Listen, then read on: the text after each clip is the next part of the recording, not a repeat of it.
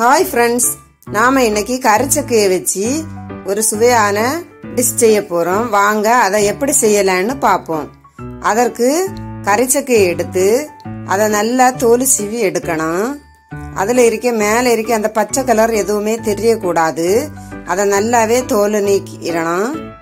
அதுல வந்துட்டு அரக்கு வரும். அது கத்திலையும் கையிலையும் ஒட்டாம இருக்கிறதுக்கு நல்லாவே எண்ணெய் தேய்ச்சி கொடுங்க. கையிலையும் கத்திலையும் எண்ணெய் பிரட்டுனா அந்த அரக்கு கையிலையும் கத்திலையும் ஒட்டாது. இப்ப இத நல்லா தோல் நீக்கிடுவோம். அந்த பச்சை கலர் எதுவுமே இருக்கக்கூடாது. அந்த அளவுக்கு நல்லா தோலை நீக்கிடணும். இப்ப இத கட் பண்ணி இதுல நடுவுல இருக்குல்ல அந்த தண்டு மாதிரி இருக்க பகுதி நமக்கு தேவையில்லை. அதை கட் பண்ணி நீக்கிடணும். இதை இப்ப ரொம்ப சின்னதாகவும் இல்லை ரொம்ப பெருசாகவும் இல்லாம ஒரு மீடியம் சைஸ்ல கட் பண்ணி எடுத்துக்குவோம். இந்த டைப்ல இந்த மாதிரி நம்ம எல்லாத்தையும் கட் பண்ணி எடுத்துக்கலாம்.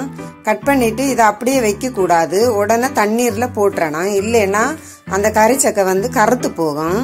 இப்போ ஒரு பாத்திரத்தை அடுப்புல வச்சு அதுல தண்ணியை விட்டு இந்த கட் பண்ணி வச்சிருக்கிற கரிச்சக்கை எல்லாத்தையும் அந்த தண்ணியில போட்டுருவோம்.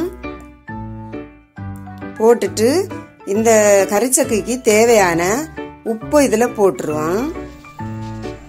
உப்பு போட்டு இதை ஒரு கிண்டு கிண்டி வச்சு மூடி போட்டு மூடி வச்சு நல்லா வேக விடுவோம்.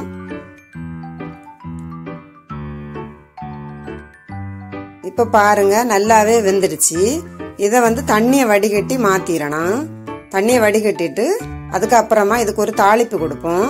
அதுக்கு ஒரு பாத்திரத்தை அடுப்புல வச்சு எண்ணெய் விட்டு எண்ணெய் சூடானதான் கடுகு போடணும். கடுகு பொரிஞ்ச உடனே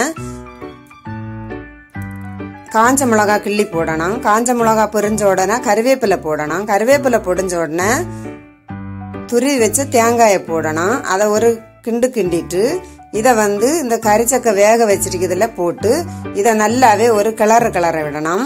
இப்ப இது சாப்பிடறதுக்கு தயாராயிடுச்சு. இந்த வீடியோ பிடிச்சுன்னா லைக் பண்ணுங்க, ஷேர் பண்ணுங்க, மறக்காம சேனலை சப்ஸ்கிரைப் பண்ணுங்க. தேங்க்யூ ஃபார் வாட்சிங்.